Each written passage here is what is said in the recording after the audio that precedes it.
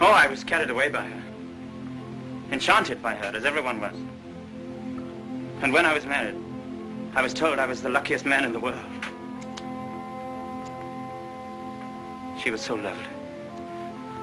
So accomplished. So amusing. She's got the three things that really matter in a wife, everyone said. Breeding, brains, and beauty. And I believed them. Completely. But I never had a moment's happiness with her. She was incapable of love, or tenderness, or decency. You didn't love her. You didn't love her. Do you remember that cliff where you first saw me in Monte Carlo?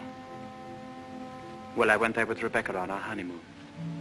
That was where I found out about her. 4 days after we were married. She stood there laughing, her black hair blowing in the wind, and told me all about herself. Everything. Things I'll never tell a living soul. I wanted to kill her. It would have been so easy. You remember the precipice? I frightened you, didn't I? You thought I was mad. Perhaps I was. Perhaps I am mad. It wouldn't make for sanity, would it? Living with the devil. I'll make a bargain with you, she said. You look rather foolish trying to divorce me now after 4 days of marriage. So I'll play the part of a devoted wife, mistress of your precious Mandalay. I'll make it the most famous showplace in England, if you like. Then people will visit us and envy us and say we're the luckiest, happiest couple in the country. What a grand joke it'll be. What a triumph. I should never have accepted her dirty bargain. But I did. I was younger then and tremendously conscious of the family honor. Family honor. She knew that I'd sacrifice everything rather than stand up in a divorce court and give her away, admit that our marriage was a rotten fraud. You despise me, don't you? As I despise myself. You can't understand what my feelings were. Can you? Of course I can, darling. Of course I can. Well, I kept the bargain, and so did she, apparently. Oh, she played the game brilliantly. But after a while, she began to grow careless. She took a flat in London, and she'd stay away for days at a time. Then she started to bring her friends down here.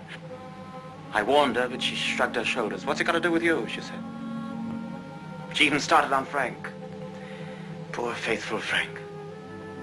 Then there was a cousin of hers, a man named Favell. Yes, I know him. Came the day you went to London. Why didn't you tell me? I didn't like to. I thought it would remind you of Rebecca. Remind me? As if I needed reminding. Favell used to visit her here in this cottage. I found out about it, and I warned her that if he came here again, I'd shoot them both. One night, when I found that she'd come back quietly from London, I thought that Favell was with her. And I knew then that I couldn't stand this life of filth and deceit any longer. I decided to come down here and have it out with both of them. But she was alone. She was expecting Favell, but he hadn't come. She was lying on the divan, a large tray of cigarette stubs beside her. She looked ill, queer. Suddenly she got up, started to walk toward me. When I have a child, she said, neither you nor anyone else could ever prove it wasn't yours. You'd like to have an heir, wouldn't you, Max, for your precious Mandalay? And she started to laugh. How funny. How supremely, wonderfully funny. I'll be the perfect mother, just as I've been the perfect wife. No one will ever know. It ought to give you the thrill of your life, Max, to watch my son grow bigger day by day, and to know that when you die, Mandalay will be his. She was face to face with me. One hand in her pocket, the other holding a cigarette. She was smiling. Well, Max, what are you going to do about it? Aren't you going to kill me? I suppose I went mad for a moment. I must have struck her. She stood staring at me.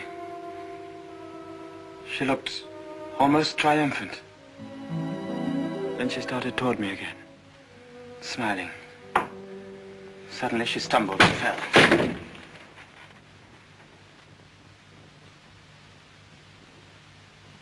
When I looked down, ages afterwards it seemed, she was lying on the floor. She'd struck her head on a heavy piece of ship's tackle. I remember wondering why she was still smiling. And I realized she was dead. But you didn't kill her. It was an accident. Who would believe me? I lost my head. I just knew I had to do something. Anything. I carried her out to the boat. It was very dark. There was no moon. I put her in the cabin. When the boat seemed a safe distance from the shore, I took a spike and drove it again and again through the planking of the hull. I opened up the sea cocks and the water began to come in fast. I climbed over into the dinghy and pulled away. I saw the boat heel over and sink. I pulled back into the cove. It started raining. Maxim, does anyone else know this? No, no one except you and me. We must explain it. It's got to be the body of someone you've never seen before. No, they're bound to know her. Her rings, bracelets she always wore. They'll identify her body. Then they'll remember the other woman. The other woman buried in the crypt. If they find out it was Rebecca, you must simply say that you made a mistake about the other body. That the day you went to Edgecombe, you were ill. You didn't know what you were doing. Rebecca's dead. That's what we've got to remember. Rebecca's dead. She can't speak. She can't bear witness.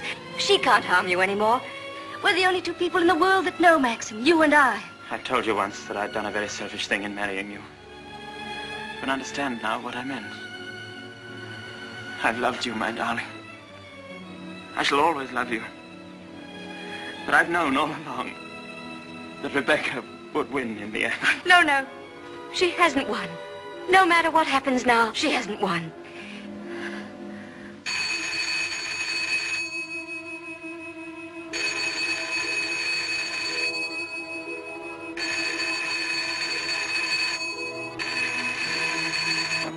Hello? Hello, Frank. Hello, Frank, yes. Who? Colonel Julyan? Yes, tell him I'll meet him there as soon as I possibly can. What? Well, say we could talk about that when we're sure about the matter. What's happened? Colonel Julyan called. He's the chief constable of the county. He's been asked by the police to go to the mortuary. He wanted to know if I could possibly have made a mistake about that other body.